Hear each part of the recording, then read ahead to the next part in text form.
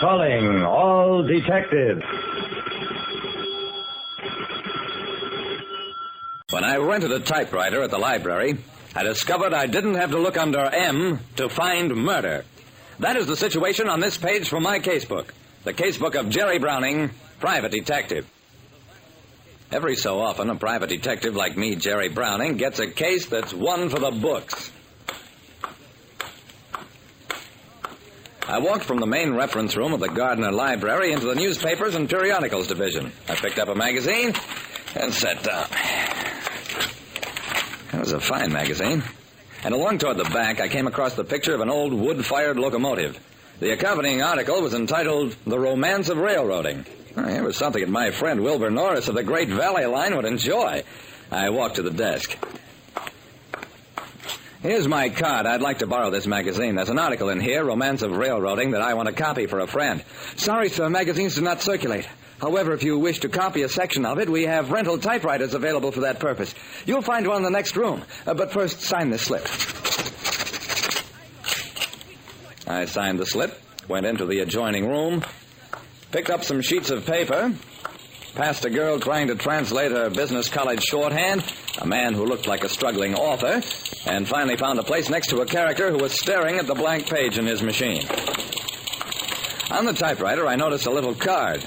This is a coin-operated typewriter. Place dime in slot for 30 minutes typing. Just then, I heard a click. That meant that my neighbor's half hour was up. I expected to see him get up or fish out another dime. But he didn't move, because his time was really up. The man was dead. While using a coin-operated typewriter in the library, I discovered a dead man at the next machine. The business college girl and the fellow who looked like an author didn't appear to notice anything out of the way. Time was money to them, and they went right on typing, even while I was talking to the attendant. I want to thank you, Mr. Browning, for your most discreet behavior. It would be dreadful had you caused a commotion. A library must preserve an atmosphere conducive to contemplation. As you requested, I notified Mr. Clayton, our executive director. This is he coming in the door now. Henry Clayton introduced himself to me, then turned his attention to the dead man. Gracious, it's Stephen Polk, one of our regulars. Yeah? Who was he? A fine scholar. Stephen Polk was an excellent researcher. He compiled the material for the syndicated cartoon series, Mysteries of History. I knew the cartoon strip, who didn't? But I had no more time to question Clayton about it, for just then a man with a black bag walked in. The man and woman typists finally realized that something was wrong. They quit their work and stared at us. The doctor bent over Polk's body. When he straightened up... Curious. Rigor mortis is well established, and this man has been dead for at least 2 hours. That's impossible. Young man, are you challenging my professional opinion? No, I mean the time element is impossible. I pointed to the typewriter. There's a clock device in these things. I heard Polk's machine click off at the end of the half-hour period a dime buys. So if he was dead 2 hours ago, someone else had reason to put money in his machine. And that someone is a murderer. We called the police. They took the body away, and a sergeant herded the rest of us into the library director's office.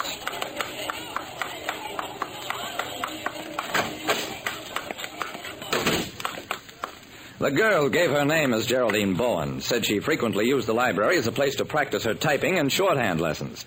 Yes, she had met Stephen Polk many times in the typing room, noticed nothing unusual about him today. The other typist gave his name as Phil Anglin. I'm a playwright, and I think I've finally sold a show. At least I've got 3 backers. Clayton, the director, looked at him coldly. Very interesting, Mr. Anglin, but hardly the proper time for self-congratulations. I'm sure the police would rather you told them when you saw poor Stephen Polk come into the typing room. But I didn't see him come in. He was already there when I walked in. Miss Bowen here can verify that. She did. And then... Clayton reached for the phone, but the sergeant waved him away. Sergeant O'Malley speaking. Oh, that's what the ME said, huh? Oh. Yep, I'll close the joint tighter than a drum. I'll bring everybody in the library to headquarters. Well, folks, we've got bad news from the medical examiner. Stephen Polk was poisoned, and all of you are under suspicion of murder. Nobody is to leave this room till I get back. After the sergeant went out, probably to arrange for our transportation to headquarters, I looked at the unhappy faces around me, saw that Anglin was burning. They can't do this to me. I'm in the clear. Miss Bowen proved it. Sit down, Anglin. The whole thing will be straightened out as soon as you tell your story at headquarters. You bet it will. I'll tell him how I heard Polk in the main reading room screaming at this guy. He spun around, pointed a finger wildly at Gibson, the attendant. Gibson turned a fiery red, but I moved in fast. Boys, before you start mixing it up, let me ask a question. I turned to Clayton. Mr. Clayton, do you happen to know what Polk was working on? I believe it was contemporary sources, newspapers, magazines, pamphlets. I used the inter-office line on Clayton's phone, located Sergeant O'Melia, and finally got him to listen to me. In a couple of minutes... I got it, Browning. The slip Polk signed. It was for a dinky little pamphlet. Some play called The King's Crown, written back in the 17th century by a guy named Annan. The pamphlet hasn't been returned, and it wasn't on Polk when the boys took his body away. You suppose he hid it someplace? Sarge. His murderer did. Grab him, Sergeant. Grab Anglin. The sergeant acted fast, stopped Anglin from taking the same stuff he'd given Polk in a poisoned candy bar. Sure, we got his confession. Anglin had made friends with Polk just as Geraldine Bowen had. He learned that Polk had come across that anonymously authored play and intended eventually to utilize it in the Mysteries of History series. Anglin got agitated, for this was the same play he'd swiped and pawned off as his own. He knew that when the thing was publicized, he'd be finished as a playwright. So, when he saw Polk request that pamphlet, Anglin waited for him in the hall, fed him the candy he'd already poisoned. And when Polk died in the isolated typing room, Anglin fed bunches of dimes into the machine to give himself a time alibi.